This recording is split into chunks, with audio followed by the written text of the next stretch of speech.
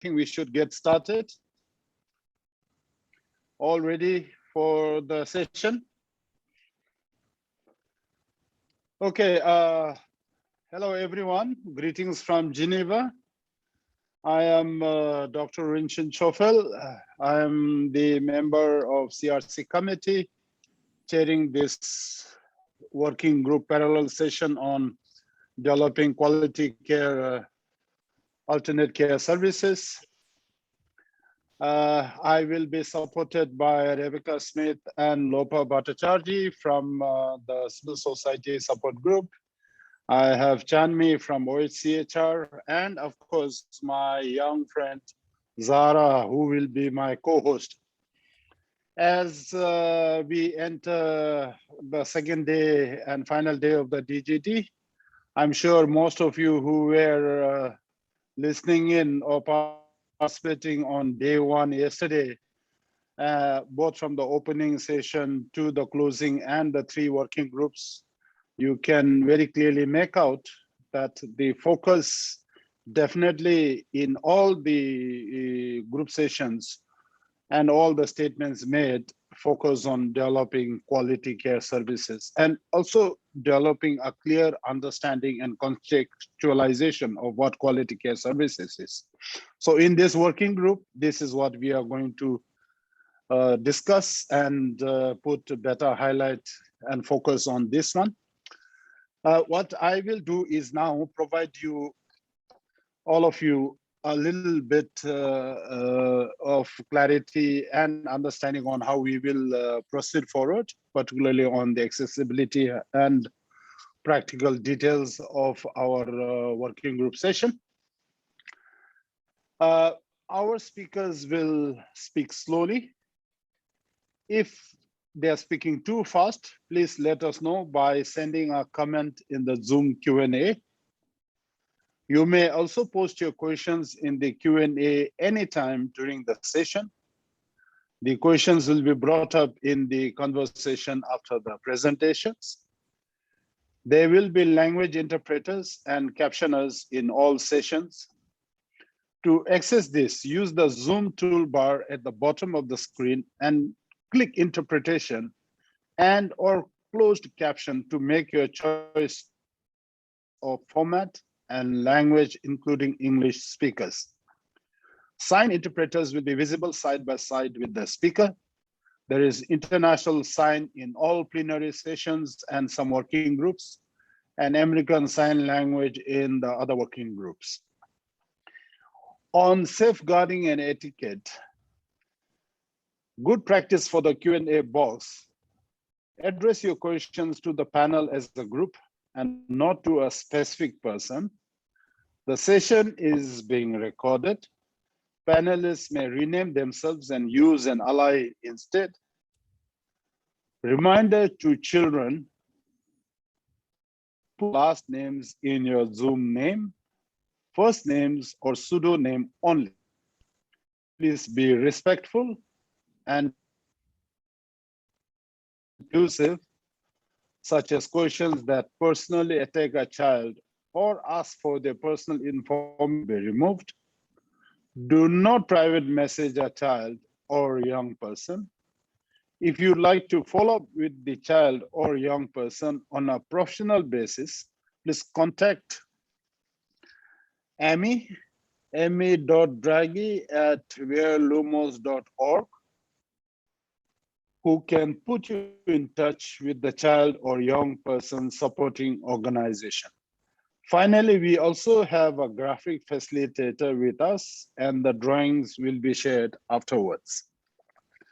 Now, as we move to the substantive part of the working group, I want to introduce Zara from Mali, member of the Young People's Advisory Team. As I noticed yesterday, the chair introduced the speakers, but the speakers again took time to introduce themselves. So what I'm going to do is abstain from making an introduction so that we do not duplicate. So I'll ask Zara, my co-host, to introduce herself in 1 or 2 lines and then move on to introduce the session and also highlight the different focus question areas that we are going to deal with. So Zara, you have the floor.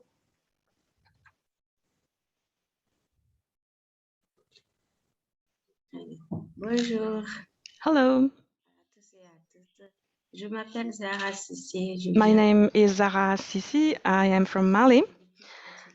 I am member of the Children and Young People Advisory Team for the DGD since March 2020.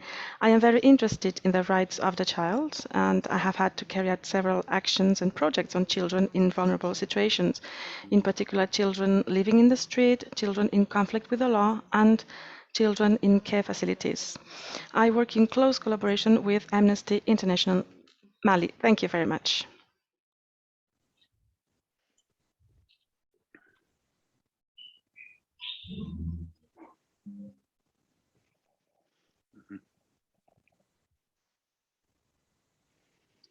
Zara is muted again.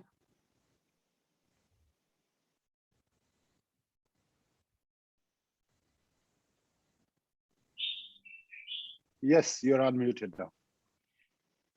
Yeah, again. Oui. Yes. Yes, Zara, carry on.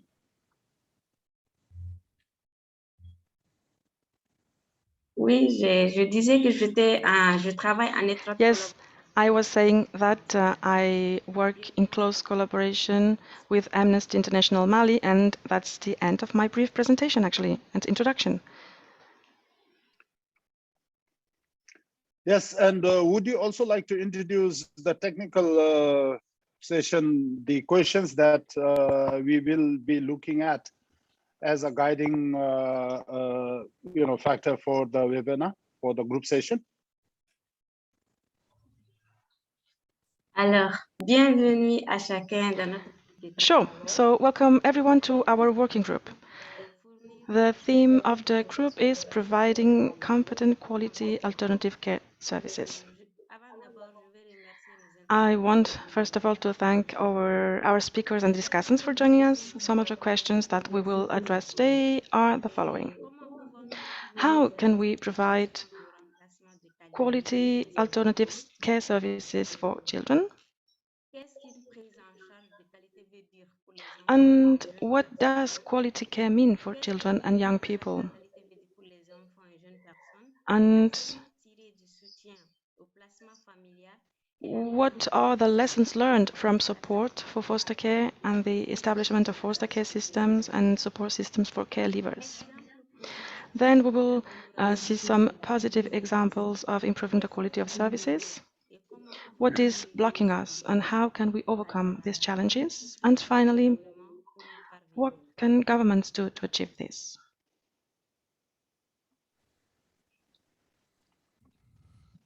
Thank you, Zara. Thank you very much. And I appreciate your support to host this webinar.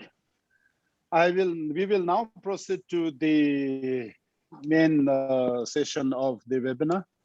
I want to remind all our speakers that we have 5 minutes each, and we need to respect that time so that we also, provide others who are speaking after you adequate time allocated to them to be able to make their presentations properly. So the first speaker on our list is Nicoleta, our colleague from Moldova. And as I mentioned in my introduction, I would like Nicoleta to give her introduction in one line and then make her presentation and wrap it up in 5 minutes. So you have the floor, Nicoleta. Hello, I'm Nicoleta. I'm member of the LUMO Supported Advisory Committee. I'm from Moldova. During these 2 days, we have got together to discuss not only about types of alternative care services, but also about the quality of such services. Each service needs to be created in order to positively change the life of each child that is at risk. An adequate service is, first of all, service that is identified, developed, and individualized to each child. Maybe we should start with what does it mean to match, to do the matching between the child and the service and vice versa. Many times this mismatch results in a number of failures in the child's development. Likewise, a quality service is the one developed in the community where there is a connection with other services available in the community that are available and that are cooperating to benefit the child. In the best interest of the child, the collaboration is the key element of the process, and to have a sustainable, long-standing result, we should also focus on the collaboration with the family. Another extremely important aspect is the staff that is providing such services. Many times a child stays for 24 hours with the tutor, with the guardian, with the foster parent. They need to be enough prepared to provide as many times as needed the support and help to the child, regardless of the circumstances and obstacles. The service should identify opportunities for child development to support the child and the child to become independent and to be able to, so that the child can orient and use its potential to live a happy childhood. Many times the service needs to replace the family, so that the staff needs to be dedicated and show love, patience, care, acceptance. A child shall feel herself protected if they are in an environment where, in an encouraging environment, feeling appreciated and listened to. The support services need to have enough monitoring and support services. Many times it must be provided by the authorities. Children and young people that are users of such services are a big resource in developing services. Cooperating with children and young people brings sustainable, positive results. We need to encourage as much as possible their participation in decision-making, monitoring, evaluation processes, and consultation processes. I am 18. Until now, I have managed to understand what does it mean a quality service, because in addition to my biological family, I stayed in a community home and in a boarding school. If I go back in my past, I would have changed many things and many things would stay unchanged. But this past is part of my life and I cannot change it. Still, the life of other children can be changed by providing quality services and by providing support to families so that the families can take proper care of children and not leave them in residential care in boarding schools. I believe there are enough resources and support for that. We, the children and young people, are a valuable resource. Thank you. Thank you, Nicoleta. Thank you for bringing your perspective and understanding as to how alternate care services and the quality of care must actually take into account if you want to ensure that children who are in alternate care receive the best possible support and guidance and potential for development, and also bringing your perspective with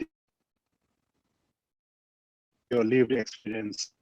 I'd like to invite Rados Karavic, member of the European Network for Independent Living, to make your 5 minutes presentation with your introduction, of course. Thank you. Good morning, everyone. Let me first express my gratitude for the opportunity to share my thoughts and reflections on what constitutes quality care.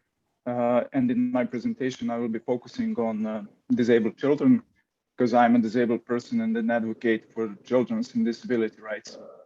So we know that the disabled children are the ones who are disproportionately facing separation from their biological families and are at risk of being placed in institutional care. But we often hear the excuse given by the governments or well-meaning service providers that the right to grow up in a family cannot be guaranteed for all children, and that for some disabled children, the institutional care remained the necessary measure of last resort. However, I cannot emphasize enough that all children need families for their harmonious development. And this is something which is corroborated by solid scientific evidence, and that saying that any group setting should not be used as living arrangements because they're inherently having detrimental effects on children, regardless of their age or impairment. But we are witnessing that many governments and donors continue to use funds for segregation, moving children from larger to smaller institutions, such as group homes, rather than to family-based care. And this is why we need harmonization on human rights standards. We heard yesterday from several speakers how important it is for children to be able to form attachments and stable and lasting relationships with caring and trusted adults, and to gradually assume responsibilities while growing up, to negotiate boundaries of daily life, and to achieve autonomy progressively. However, this is not possible in any form of institutional care, be it small or large, because the family life cannot be fulfilled in such settings. As a disabled person, I want to share a little bit of my personal experience and to say that one of the main reasons for which I'm able to be here with you today and for having received good mainstream education, which helped to develop my career and start my own family, is the fact that I had the support of my family during my childhood. But my parents received no support from authorities while raising me to ensure that I grow up in the community. They had to be absent from work often so they can accompany me to complex medical treatments and be present during the recovery periods, or were helping me to navigate the inaccessible environment in school, in transport, or elsewhere. Instead of receiving support, they were actually prompted by government officials to send me to special school. And it is a sad reality today that many health professionals or social workers are actually proposing to parents, when a child's impairment is detected, to send the child away to an institution where allegedly the child would be better off. But having no support, in particular financial assistance or a range of diverse in-home services or services such as personal assistance or psychosocial support, and no chance to share those caring responsibilities, the families are left alone. They're pushed into poverty if they persevere in their attempts to keep the child in the family, which most of the families want. Also, the argument is sometimes made that it is children's choice to live in residential care settings, such as group homes. But such choice is easy to understand if the previous experience is such of abuse or life in the larger institution where the conditions are far worse. But that still doesn't mean that we should let children make choices that are harmful to them. And we know that living in any form of residential setting is a form of harm.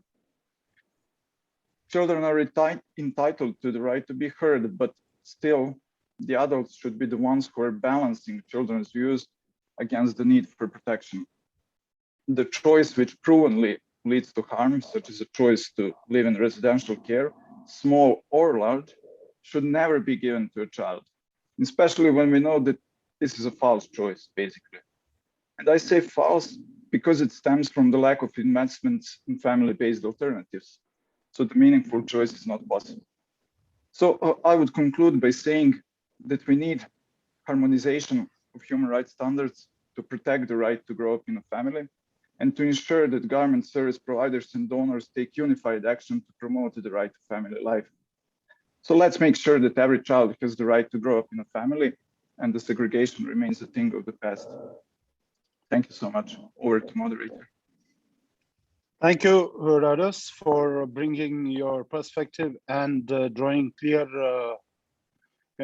guidance on how important it is to provide the necessary support to families to be able to take care of their children and to ensure that children, even if we provide them the opportunity to take decisions must receive proper, guidance and qualified support from adults, and the need for governments and development partners to ensure that the primary objective should be to ensure that children grow up in safe and happy families.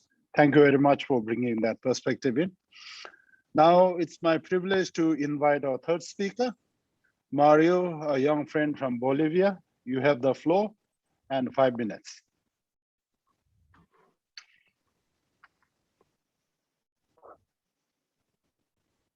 Buenos días, mi nombre es Mario Luis Bustios. Good morning, my name is Mario Luis Bustos, and I'd like to talk on the name of the group of children out of the alternative care. I am 18 and I lived quite a long time of my life in alternative care. And now I am reintegrating in a different life, and this is just the beginning. When we speak about quality services in alternative care, many young people would like to be reunited with their families, and others would have preferred to be elsewhere. I share this thought with you because I think it is important to stop institutionalization of children and young people. From my experience as a person who left the alternative care, I think that many changes can be done. But this is not the reality, not even for 0.02% of the youth and children that are in alternative care. Many of them do not know why, but they are simply separated from their families. This is going to bring about some consequences and some behaviors. What does it mean, for example, to offer quality services for young people and children? Many will think that these children want material things, but not at all.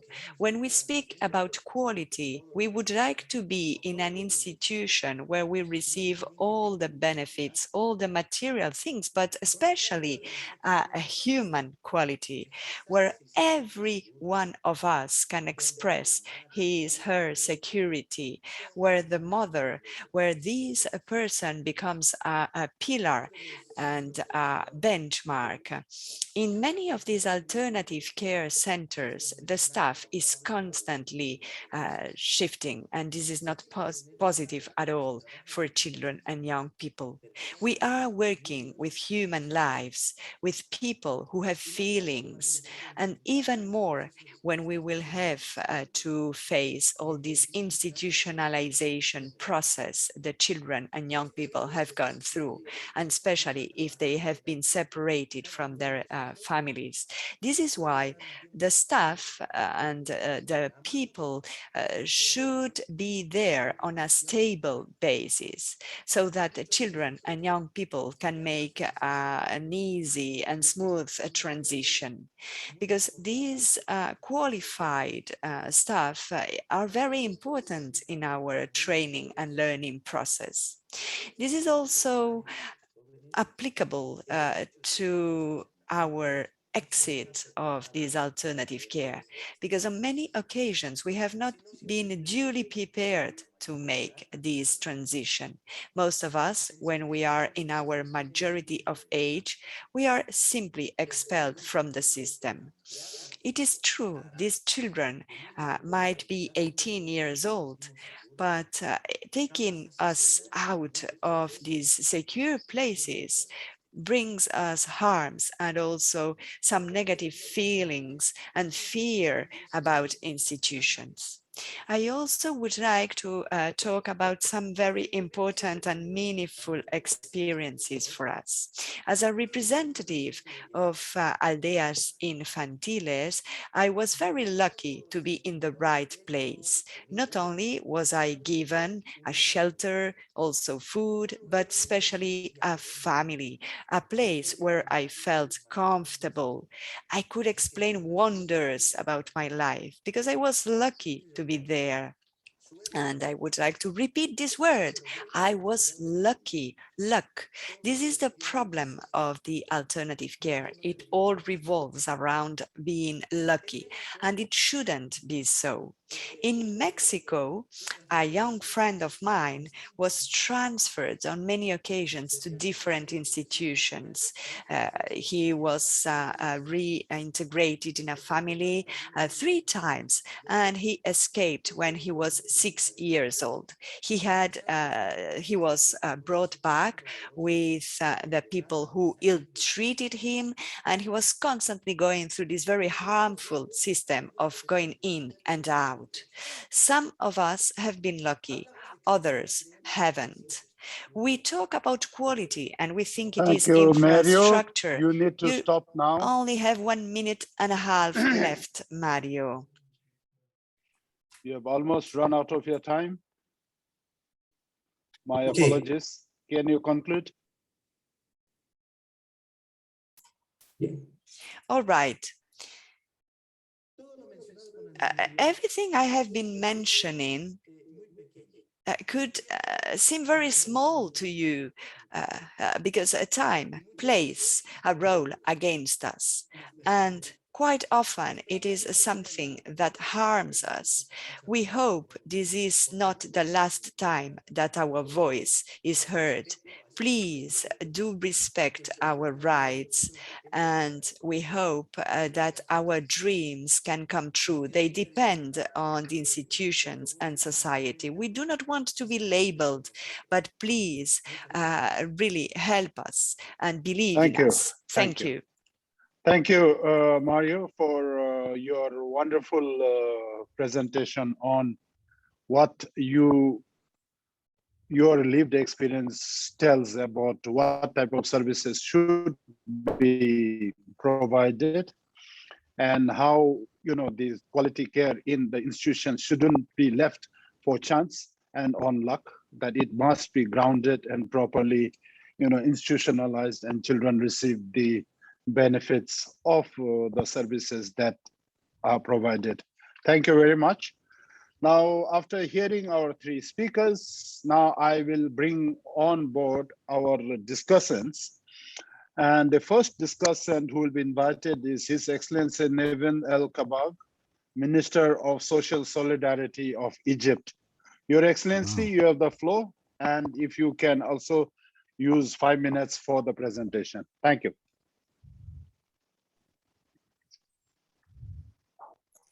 Sorry, Your Excellency, you're on mute. Thank you. Good morning, everybody. It's a pleasure and honor to be with you in this important session that we consider as extremely high in Egypt at this stage. I think now there is an era of human rights that is propagating everywhere regarding the most vulnerable groups, on the top of which are children with lacking care, whether their households or their families are known or unknown.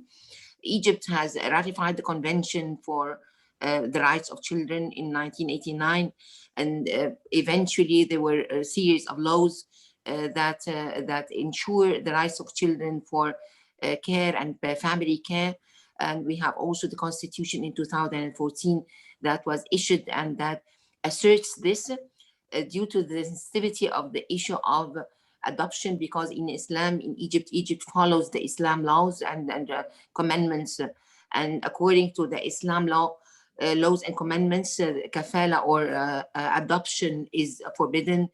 But it has all the rights of having the adoption of children, except for 2 things: that to protect the lineage of the children, and also in terms of the inheritance. So the households or the families can take the children and can take them into their homes in a system that is called kafala, but not giving them the names and not inheriting, except if they write their inheritance, but not all of it, maximum 1/3 of their inheritance. Islam encourages that children deprived of parental care should be sponsored and provided for by people acting as if they were by their biological parents based on the Sunnah. And the responsibility of sponsoring an orphan in Islam includes all the responsibilities and duties of adoption, except changing lineage and inheritance. Again, and now in Egypt, at the Ministry of Social Solidarity, we adopted a series of ministerial decrees, and actually also modified lots of our articles in the law that allows much more facilities than before, and that made it easy. The articles that we have new bylaws that were issued that made kafala increasing much more than before. We have a waiting list of 2,600 families waiting for children. We have around 12,000 alternative care families in Egypt, while we have only 10,000.8 children in social care institutions. We are heading into the deinstitutionalization process in Egypt. The articles in the new bylaw that made things much better than before, that it allowed the single women to be eligible for kafala and not specifically married women. We have also online application for kafala. They don't have to go and to deal with stuff except at a later stage, but they can register themselves online. We have a new entity in order to develop the system, which is the High Committee for Alternative Care, in order to ensure that the governance process is there and there's a sort of transparency and equal opportunities for families to have their children. Also, the reform includes an article to ensure that the families can accompany the children outside Egypt. Before, it was not allowed. So if they live abroad or if they have a residential stay in another country, now they have the right to do it. Possibility also to collaborate with NGOs in conducting social research and field visits in order to have multiple monitoring system and community also support in this because we have too many applications and we have households and want to ensure at least that families at the beginning the children are living in a safe and protective environment. Also, we developed a database that includes the data of fostered infants, children, youth and their families, integrated database in a system that actually joins between us, Ministry of Health, and also Ministry of Justice. In addition to the bylaws, also the bylaw obliges must to give the families a kafala ID, and the ID has all the data of the child, his father and his mother. Al-Azhar finally approved to have the only either the name of the foster or the parent, the alternative father, his family name, or the first name without the family name. So the children cannot be discriminated against and is not known that he is a kafala child. So I think also the foster care, the family can change the name of the child to add their either the last name or the first name. Recently, we released a national strategy. It's not only the law, but or it's not only the bylaws that facilitated lots of issues that were not easy before, but we released the national strategy for the alternative care for children and youth in Egypt, with having a regulatory environment and enhanced legislative system. It's built on a systemic approach. So it's not only the Ministry of Social Solidarity. We coordinate with Ministry of Health and Population, with Ministry of Education, with Ministry of Food and Supply, in order to ensure integrated services for children who are adopted with foster care families. Also, we built a capacity building system in order to orient the kafala families and to monitor them. Before, the monitoring system was not that much strong, and the families needed support and needed guidance. Thank you, Excellency. You have run out of time. So thank you very much. To wrap up, I think it's a systemic and it's a combination of reform procedures that made the system quite well. Thank you very much. Thank you, Your Excellency. It's very encouraging to hear what your government is doing to strengthen and improve quality of care services and expanding further in terms of the work you're doing through national strategies and collaborative approaches with civil society and others. Thank you once again, Your Excellency. I now invite our second discussant. This is Ms. Lizzie Thompson and Ms. Saffron Rohan from the Center for Excellence for Children's Care and Protection, University of Strathclyde, Scotland. I just want to remind you that while you are two of you, you still have only 5 minutes. So please kindly bear with me. Thank you. Thank you so much. I'm Lizzie Thompson, and I'm here this morning from Celsius in Scotland. I'd hoped to be with my colleague Saffron Rohan, but sadly she's not very well today, so I'm going to do my best without her. I'm here to talk about quality alternative care and what this means for brothers and sisters. We believe that quality of care is akin to quality of life, and that to be high quality, alternative care must uphold children's rights to their most precious relationships with their brothers and sisters. This summer in Scotland, new laws came into force designed to do exactly that. The change to the law has been a result of a long campaign driven by people with care experience and championed by a strong coalition of organisations called Stand Up for Siblings, aiming to end the profound damage that's done by separating brothers and sisters. Now the law recognises brothers and sisters as more than just those who share a biological parent. So a child's view of who their brothers and sisters are is key. The law now says that brothers and sisters must live together if they're in care, as long as that's safe. And if they can't live together because it isn't safe, that they should live near to each other and spend lots of time together, having fun, keeping and building their lifelong relationships. So to help everybody implement those legal changes, my colleague Saffron and I have been part of a team developing national guidance for practitioners to understand what they need to do differently. The guidance talks about how to assess brothers and sisters' relationships and identify supports to help them grow and flourish, whether they live together or separately, and how to support and enable carers, foster carers, kinship carers, families to look after brothers and sisters together, and how to facilitate high quality time together when brothers and sisters live apart. Saffron worked as a consultant in this work, bringing her lived experience of the care system to inform the development of the guidance at each step. It really is such a shame that she can't join us today to talk about that participative work, but instead she has written something which I'm going to read to you to share her experiences. The National Practice Guidance to support the rights of care experienced brothers and sisters in Scotland was developed with huge amounts of valuable input, some coming from a small consultants working group. Our role was to input on the development and shaping of this guidance, ensuring children's rights were met and understood by all.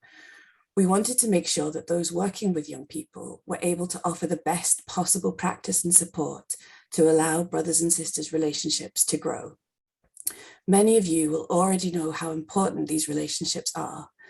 The love, the challenges, the joy and support they give us. And it is our hope that this guidance is a step towards giving all young people the opportunity to maintain and develop these invaluable relationships with support where that's needed.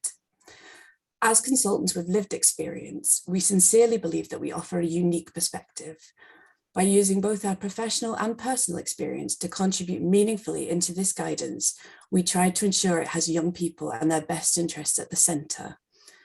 Having this lived experience perspective is incredibly helpful in ensuring policy and practice represent the reality of what impact this separation has on children. Any policy work could benefit from opening up and allowing those who are most affected by the issues at hand to play a role in shaping not just how we do things, but how we do things better, to empower and support individuals and create policy and practice that truly has a positive impact on people's lives. To talk a little about the process of being a consultant, I found it a great experience.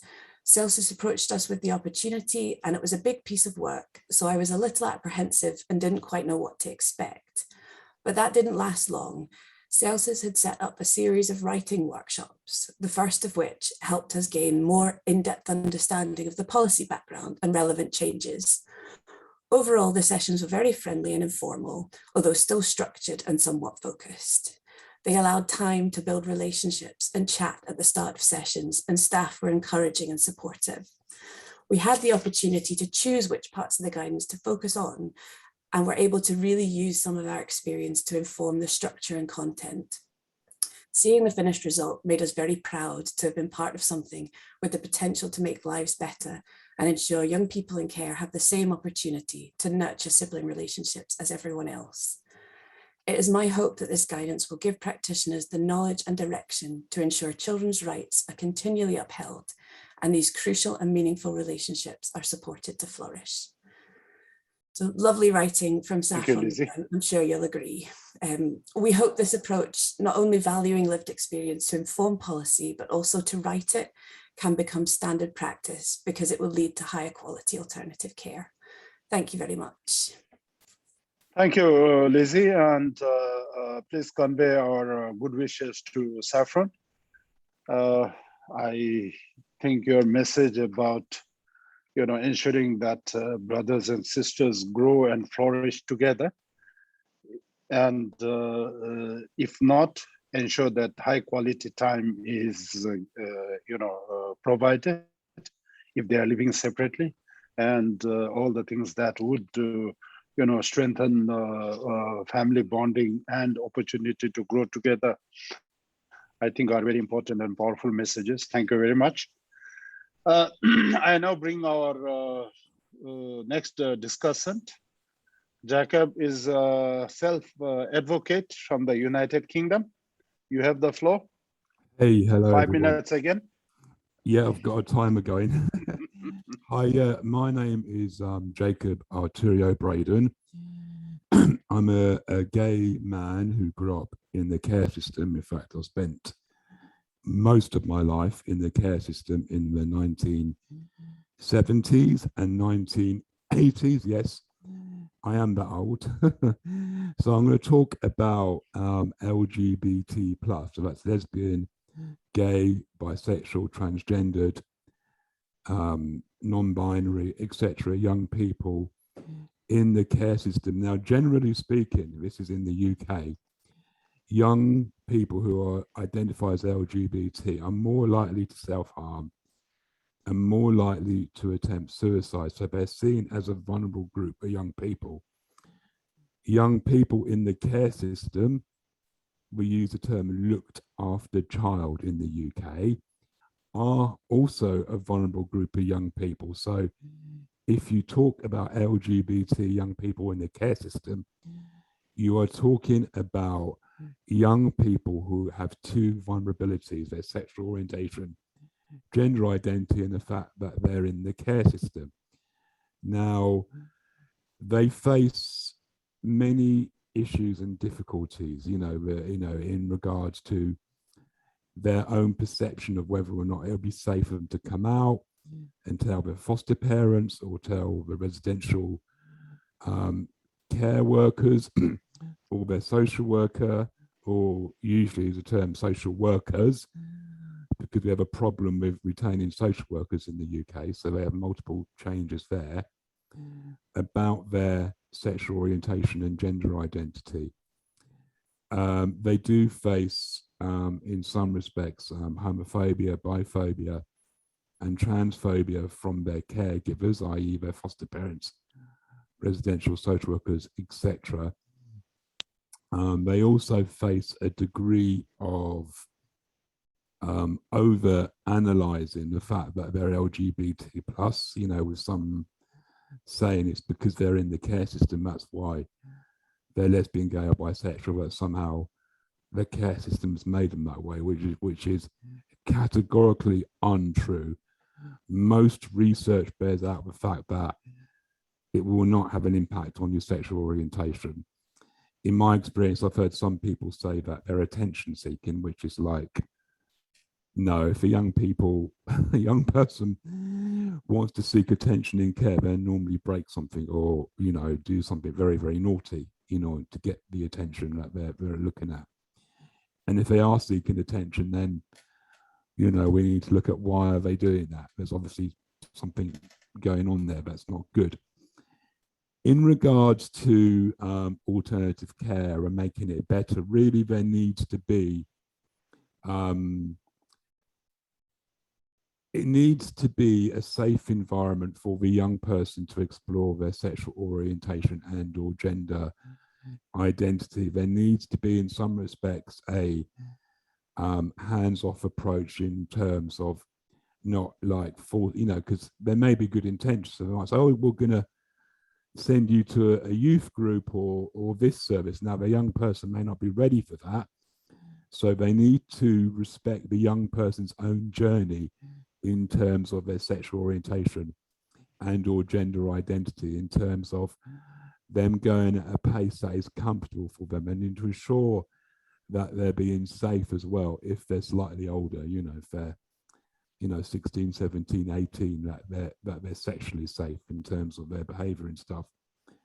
And there also needs to be, for the trans and non-binary young people, you need to absolutely categorically respect their pronouns and make an effort to listen to what they're telling you about their gender identity and their pronouns. And again, not rush them into, you know, kind of a certain path or a certain journey. And in terms of a lesbian, gay and bisexual young people, respecting their sexual orientation. You know, I've heard people say, well, you're bisexual, you need to choose whether you're gay or straight. You know, that kind of thing can't happen. And my time is running out, so there you go. Thank you very much, Jorge, for staying within time. And also, more importantly, the very crucial focus you brought to this, you know, to the attention of all who are attending on this group, and the challenges we continue to face in this area and how we must approach this. So thank you very much. I do hope that we get a chance to hear from you at some other, you know, opportunity. I now invite our next discussant, Ms. Kate Bundle, Chief Executive of Grandparents Raising Grandchildren from New Zealand. Kate, you have the floor. 5 minutes again. Tēnā koutou katoa, konnichiwa, hola, bonjour, namaste. Hello and greetings to you all from New Zealand. Thank you for this opportunity to share our perspectives on kinship care. Grandparents Raising Grandchildren has 20 years experience supporting and advocating for kinship care families. In New Zealand, we use the Māori word and call them whānau care families. Today, we represent around 9,500 caregivers raising over 16,000 children.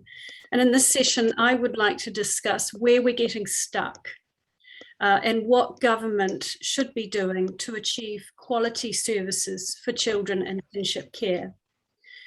To put it into context, 3 out of 100 children live in alternative care in New Zealand, and of them, around 80% live with their grandparents. Roughly 85% of all children in alternative care are in non-state kin care placements due to family breakdown.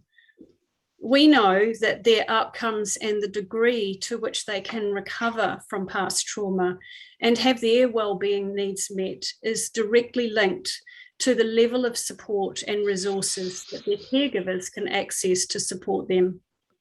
However, the child welfare system in New Zealand is currently weighted against them. They have less access to financial support, professional help, therapy and educational opportunities and other supports that they may need. And we know that this is compounded by the fact that our government agency that assesses their eligibility for income support only correctly advises them as to their income support entitlements in just 15% of cases.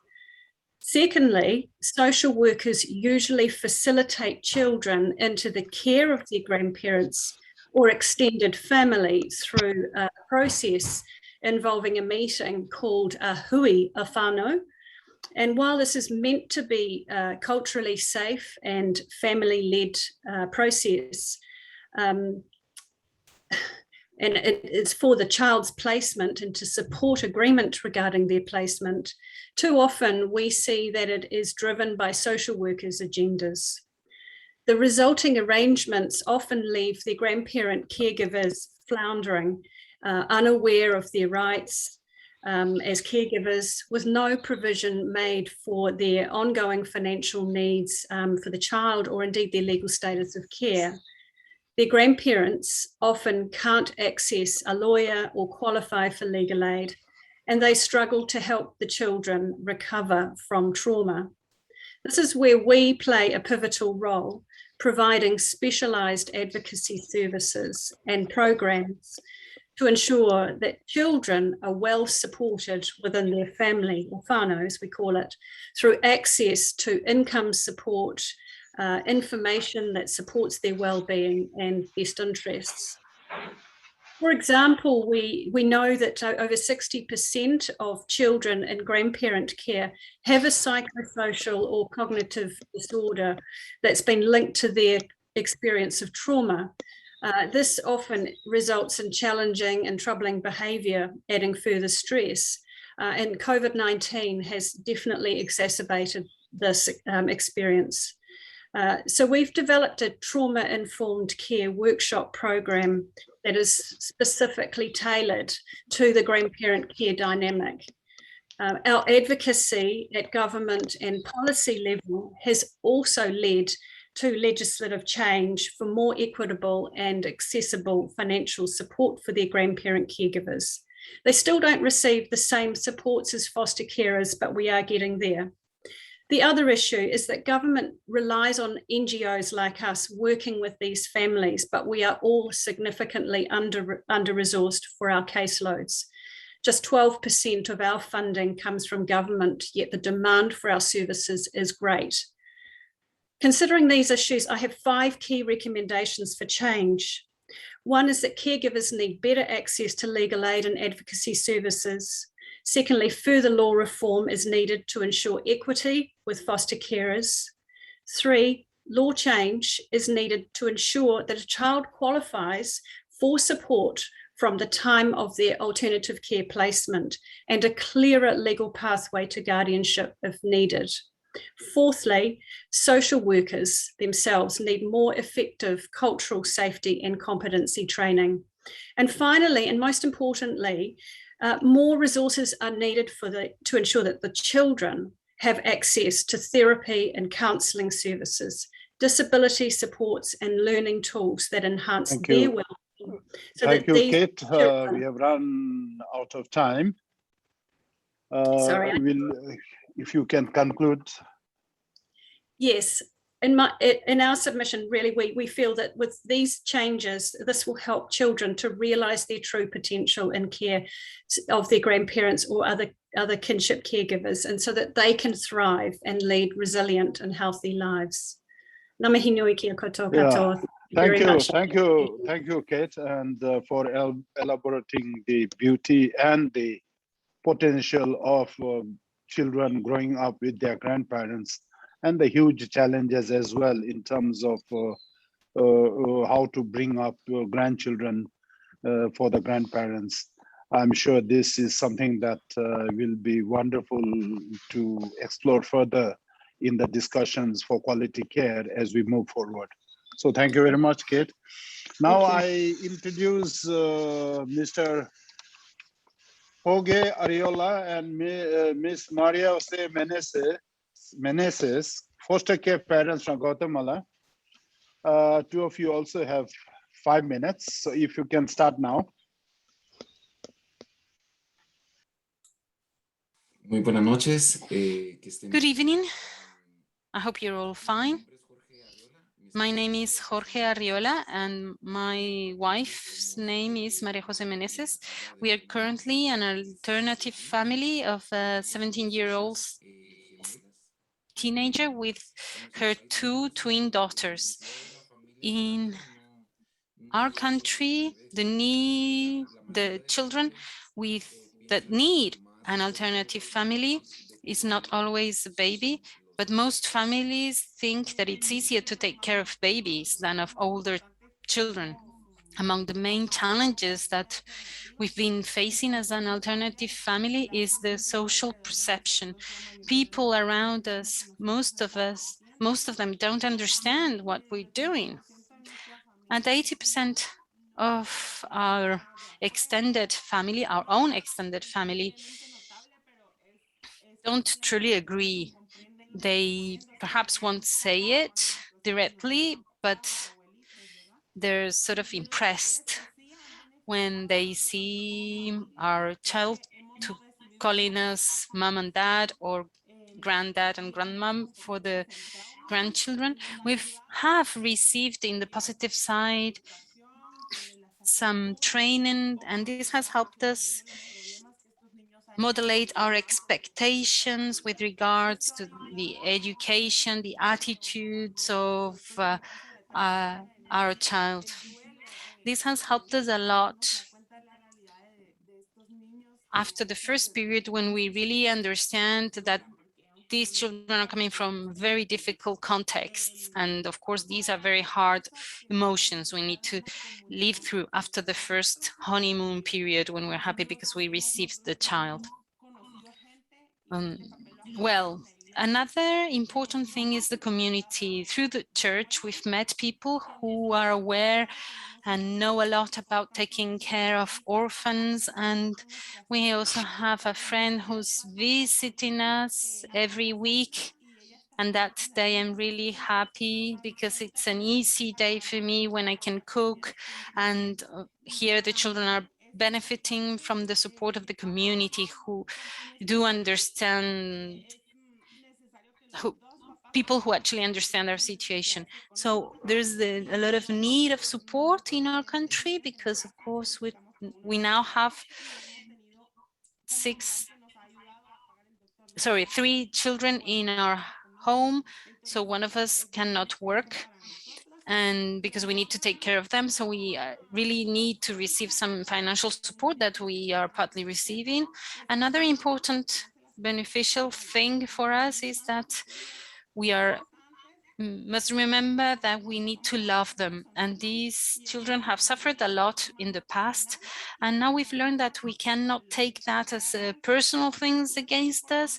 We've learned to love them, and understand that whatever their behavior or attitude, we should not stop loving them, and understand that this is has nothing to do with us personally.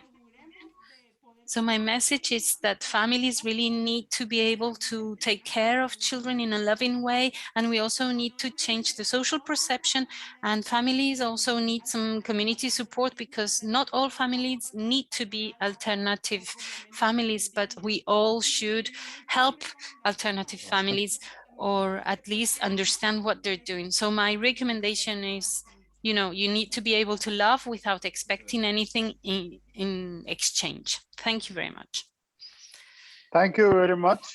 This is again wonderful to hear experience of foster parents, and your experience and what you believe should be done to ensure that you provide unconditional care and love and understanding to these children. So thank you very much for bringing that experience. I now invite our last discussant, Ms. Barbara Arbor, from the Catholic Relief Service, Regional Family Care Advisor for Eastern and Southern Africa. Barbara, you have the floor, and if you can kindly wrap up in 5 minutes, please. Thank you.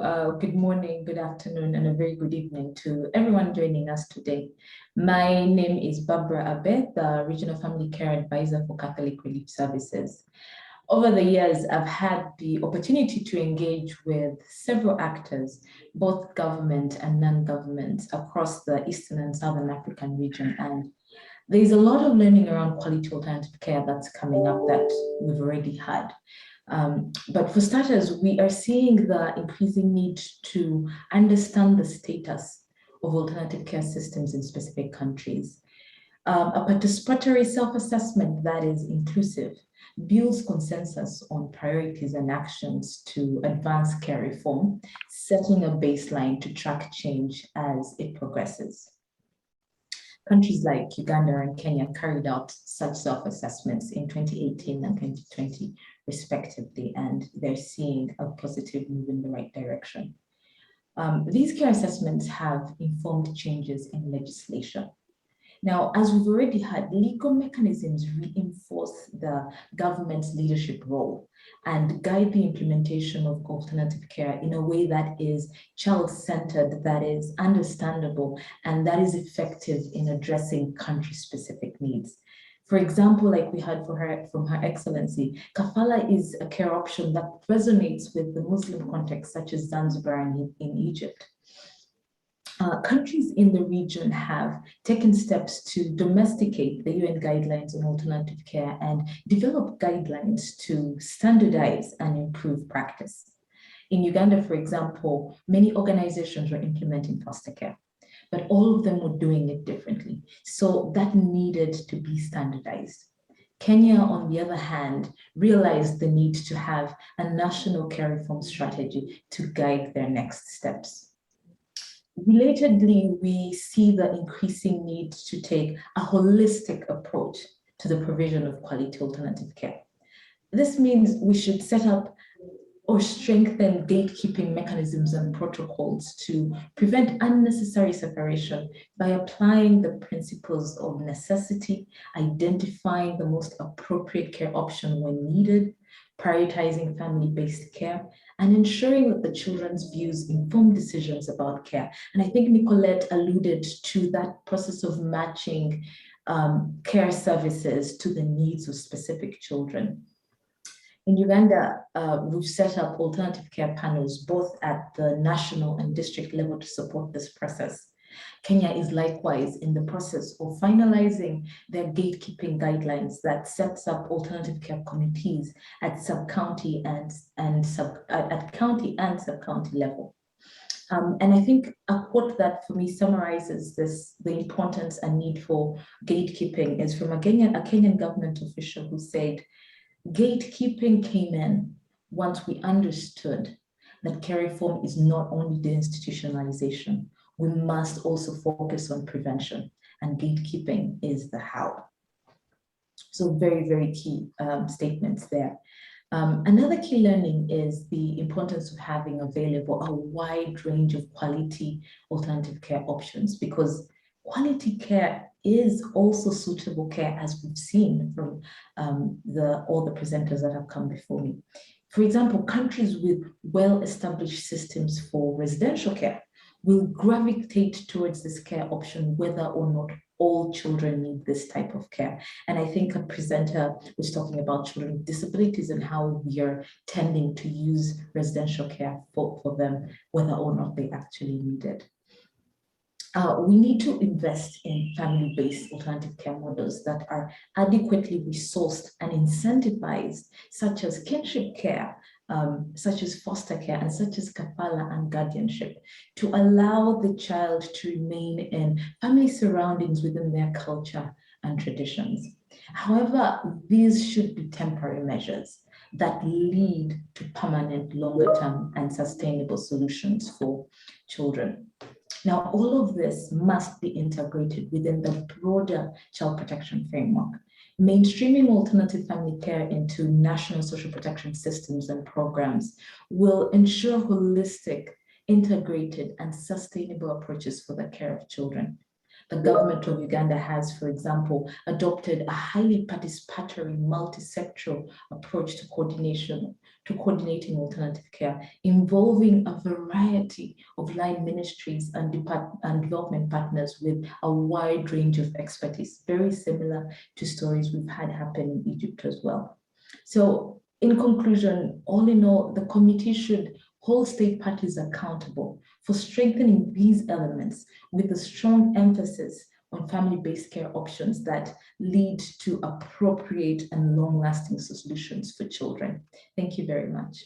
Thank you very much, Barbara, for your very precise and, in a way, as the last discussant, also putting all the previous views expressed together, and the importance of gatekeeping and the care reform, the need to support family-based care for systems to ensure quality alternative care for children. So thank you very much. We have now come to the end of our presentations from our speakers and discussants. And now we are going to look at some of the questions that have come up from the viewers. Quite a number of them, which my colleagues supporting the webinar, Rebecca and Lopa, actually put together. I will, of course, read out the questions, but in the meantime, can we have all our speakers and discussants to put your cameras on so that I can see you all again together? Thank you. Now I'll read the questions. We may not be able to address all of them, but we'll definitely try and pick up some of them, and that can help us to, again, in a way, bring our webinar theme on quality care into more sharper focus. So let me read out the questions. How can you address the consistency of the need for permanency with government's focus on temporary alternative care like foster care?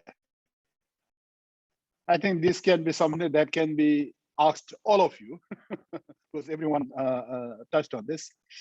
One question is, I'm aware of temporary residential care that provides a highly caring environment with highly trained staff that builds the broken bonds with the family and ensures the child's agency while focusing on the reintegration of the child.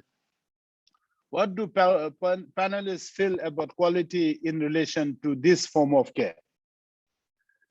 The other question is, what do you think are the key successes to reform alternative care in countries where kafala is practiced?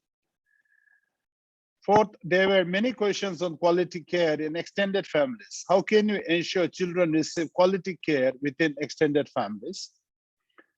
What can be done to ensure that kinship care is supported and valued by governments? How can you approach the issue of quality care from a human rights perspective rather than just focusing on basic needs? So these are the 5 questions that has been selected. And I think all of these questions are in one way or the other related to each other. But can I invite one of you to volunteer to give a response? I don't think we can ask all of you all the questions, but at least 2, 3 can quickly focus on the response. So who'd like to first come on board? Rados, can I ask you to put your perspective on? Yeah, so I would like to take on the question on the issue when the foster care is failing, and how can we treat some forms of residential care which are allegedly high quality ones. So first, I would like to pose the question: why is the foster care failing? If it's failing, so we need to get to the reasons. And in the case of disabled children, it is striking how absent the various forms of supports are, such as the personal assistance, such as the financial support, such as the inaccessibility of the environment in the communities, that are actually placing the burden and the whole responsibility on the families to deliver the care. So if we have the right support, I think that oriented towards families, that the care in the families should be possible for every child, including disabled children. Yeah, thank you, Rados. Lizzie, would you like to put some focus with the experience you have in terms of the work you have been doing in Scotland? Thank you. Yes, I think to speak a little to the question about permanency, and that should be a key goal in children's care. That's something that we've paid a lot of attention to in Scotland. We've had a really focused programme of work over the past 4 or 5 years, where a team of consultants have worked with each local area of Scotland to really look at the data and follow each child's journey, so that when the system is building in delays or moves that are unnecessary and children are being moved to different placements because of system issues, that we really work intensively with local authorities to help them to understand when and why that's happening, and to put local solutions in place to prevent that from happening, so children remain in the right place, so that ideally the very first move, if they do need to move from their families, is the only move that they have. Yeah, I was also thinking maybe both Kate and Jorge Arriola and Meneses could also talk about, elaborate a little bit on the kinship care. First, Kate. Yes, thank you. Well, our experience with kinship care in New Zealand, can you hear me? Sorry. Yeah, please carry on. Yeah, okay. Yeah, so our experience with kinship care in New Zealand, and I think this is probably something that can be, you know, adopted by other state parties as well, is that, you know, the focus of our child protection legislation is on ensuring that the children are connected to and remain as, you know, in their best interest within their family. Primarily that would be with their parents, with the right supports. But if they can't be safely with their parents, to be with other members of the family, whether it's grandparents or kinship carers. And that's vital for the child to, and the children, the siblings, to maintain that sense of family and identity and kinship. To support that though, it's important that the state recognises the value of the kinship care placement, whether it is a state placement or whether it's because of a family breakdown and the family has stepped in to care for that child. Yeah, would Maria like to add a couple of lines on this?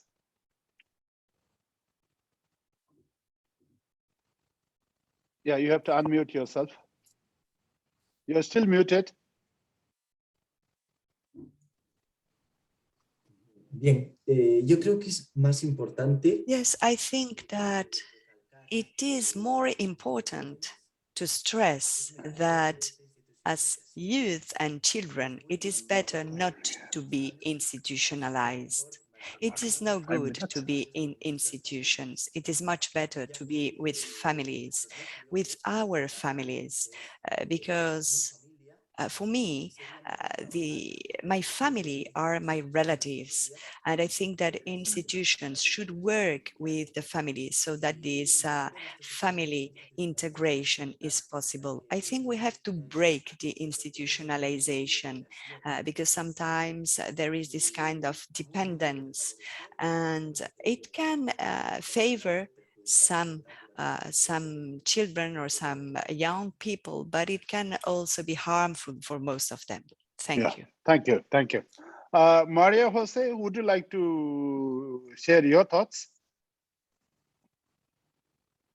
Sí, nosotros hemos... Yes. What we have seen is that our daughter had not been in school for so many time, for so long, but in only 2 years, I have to say that she has started to see and to visit her biological family. Even though she calls us mom and dad, she belongs as well to her biological family. She has started to visit them, and we are there as well to support her family. For example, now herself and also 3 brothers of hers have started to go to school. We are supporting them so that at some point these biological families become a safe haven also for the children. Yeah, thank you, Maria. I would like to request Barbara, since Minister Neven Elkabov doesn't seem to be around, Can you throw a little bit of light on the question on the kafala practice? Sure. I think one of the key things about alternative care is making sure that it fits the context in which it's being implemented and that it's acceptable and that people can identify with it within their context. And I think kafala is one of the examples of that. And I think the question related to how do reforms happen in that context? But I think it starts with adapting the legislation to suit the context in which it is being implemented. So the government needs to, first of all, recognize that there is this care practice that needs to be regulated, this care practice that needs to be supported. So it starts by putting in place systems that allow that and then educating the masses in terms of the need, because I think Her Excellency spoke about there being, I think after they put in place clear guidelines as to what kafala was and what needed to be in place and what that meant, people were then able to better understand and thereby come forward to offer that service to those that needed it. So I think it is still something that needs to be unpacked, but it needs to make its way into legislation.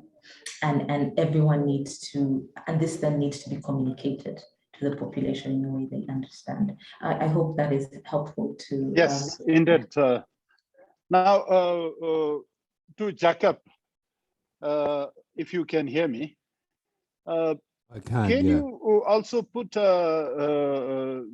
give us a little idea as to how the whole quality of care needs to address specific needs of children in terms of the different spectrum of support, which everybody touched on, but you were specific in terms of your intervention.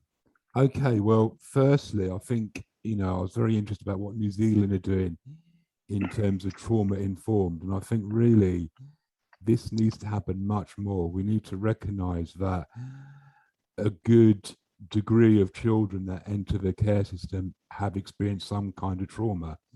In fact, trauma just going into the care system is trauma, so that really needs to underpin everything, because that impacts on permanency, that impacts on stability. We have a real problem in the UK with retaining social workers, so young people in the care system can have 3 social workers in 1 year. And as you can imagine, they get very frustrated having to tell their story over and over and over again. So that's one thing. And there needs to be stability in terms of their care, stability in terms of worker, stabilities in terms of placement, and that links in with the trauma informed, because the more trauma informed you are, the better you are at supporting the young people who are in the care system in terms of what their needs are. Specifically talking about the LGBT community, like I've already said, there needs to be a degree of hand holding and allowing them to explore their identities safely, but also recognizing that they may actually experience homophobia, biphobia, and transphobia from their family, from the people they've been removed from. So that needs to be brought into the mix as well. I mean, the main thing is I've said this because the care we're reviewing the care system in the UK at the moment, and it's quite worrying what their rationale is, but it's love. It is simply love. It's as simple as that. We need not to be afraid to use that 4-letter word, love.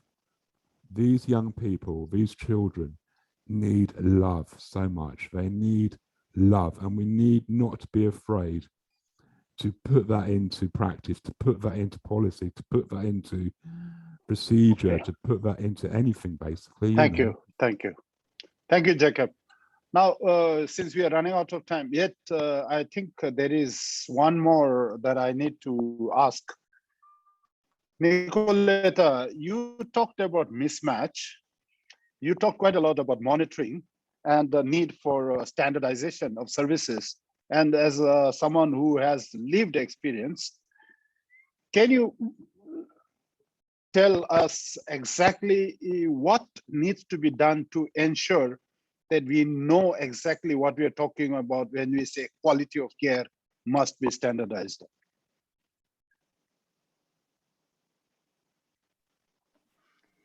On this subject, I would like to say no more than what has been said in a service. I wonder how can I put that into words, but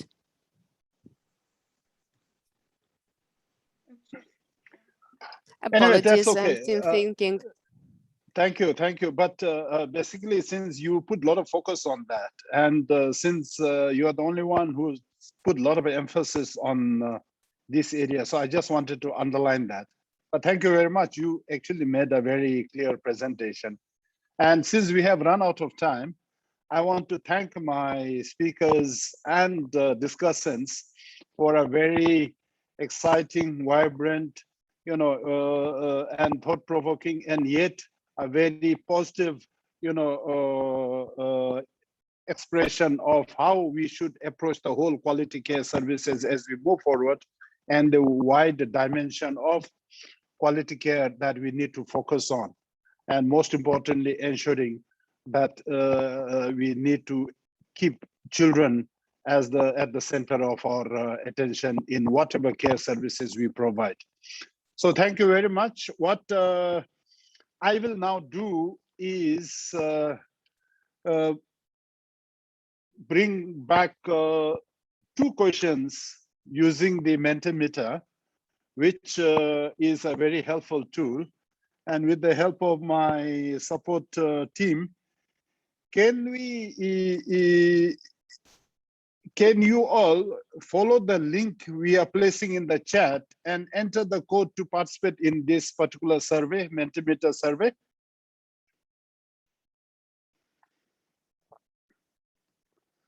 Okay, so if we get started, the first question is, what is the one thing that you have learned or made you think differently from this session? So if you can fit it, your questions. Okay, one says, let speakers speak.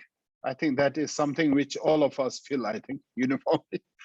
We need to give recognition and support to kinship carers. Need for funding for grassroots support, example given in New Zealand and Guatemala. The importance of love, importance of keeping siblings together, that the issue are the same across the globe. The stigma around foster care for older young people. Children should not be lucky to be in foster care. This is their right. Better family-based support to children with disabilities. Understanding the experiences from lived experiences, kinship care needs more support. It is crucial to have a really wide view of discrimination and inclusion, capacity building that includes love, the need to listen to individual children and do what is best for them. No one way to do things. Be aware that success for many children is because of luck, not, I cannot get that clearly, but I think we got quite a lot from all of you. Okay, there are a couple of, we need to create more care alternate options. The importance of warmth, love, consistency of quality. So I think more or less, I think it appears from this question that the focus has to be on children and care system has to be built on love and warmth. Okay, let us put the second question on. Are there, what additional considerations would you like the committee to take into account? So can we have responses? What additional considerations would you like the committee to take into account?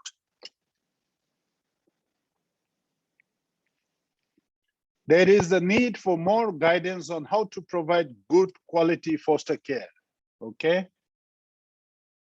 How can the UN pressure governments to support care reform and transition to alternative care services? A bigger focus on supporting kinship carers, media support, siblings as precious relationships as being as important as separate from parents as key to family unity. Enhance your work with states with kafala, that institutionalized care can work for some children, support for caregivers, ensure that children live within their communities, enjoying their culture and traditions, that in considering alternative care in emergency situations, children with disabilities are not separated from other children, clear definition of what constitutes quality care, to create agreed indicators of high quality care that will provide governments and care providers with the guidance they need, high level engagement of local governments to support kinship care through regional and international bodies.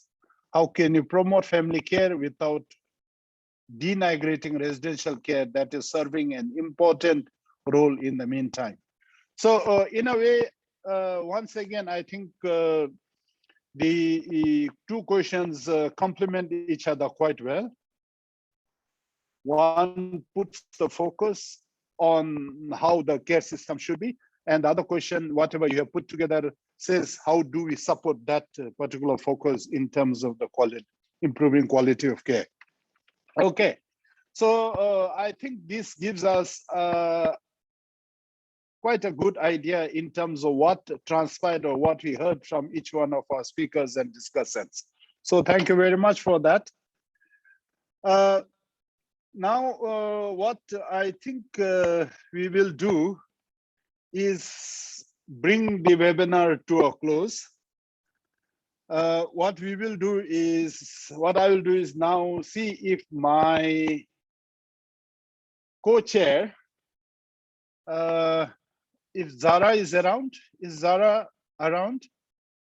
Yes, Zara, nice to see you again. Okay, so Zara, before I close the webinar, would you like to give your impressions in terms of how this webinar on delivering appropriate quality alternative care services went, and what your impressions are and what your thoughts are as we move forward beyond the DGD?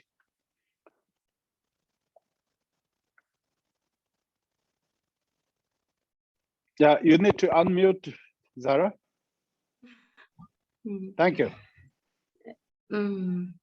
Tout d'abord, First, I would like to thank everybody for this very interesting conversation. I really appreciated listening to all of you, and I think that is the case for everybody. Thank you to all the people that have been working for the organization of this event. Thank you so, so much to everybody.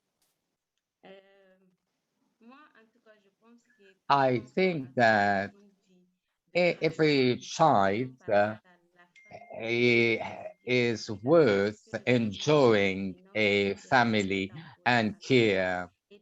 And I think that in a center, we have different behaviors that are influencing children. To see a kid evolving in the family and a center is something very positive. So I would like to encourage the improvement of the alternative care in foster families too. Thank you very much.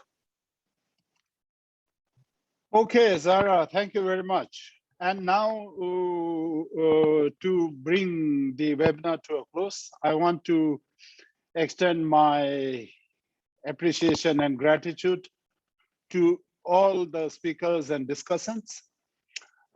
You all not only bring wonderful perspectives on how we should move forward using our learnings from the past, and also to express my gratitude to all the wonderful work that you're doing to take care of children in different settings. I also want to take this opportunity to request all of us together as a community to continue to serve our children so that they have a life that is filled with love and warmth and feel wanted and be wonderful members of our global community. I also want to take this opportunity to thank my support team from the CSO support group, particularly Rebecca and Lopa.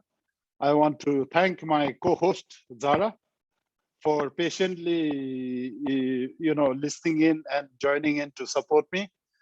I also want to thank my colleague Chanmi from OHCHR for her support. And most importantly, I want to thank my chair and committee members and my colleagues in the working group of the DGD for the opportunity to put together such a wonderful 2 days discourse on quality alternative care services and the whole dimension of improving the services to our children as we move forward. Wish you all, wherever you are, whatever time of the day it is, a wonderful, wonderful day. And as I come from Bhutan, we say, wish you gross national happiness as you move forward. Thank you. Thank you very much.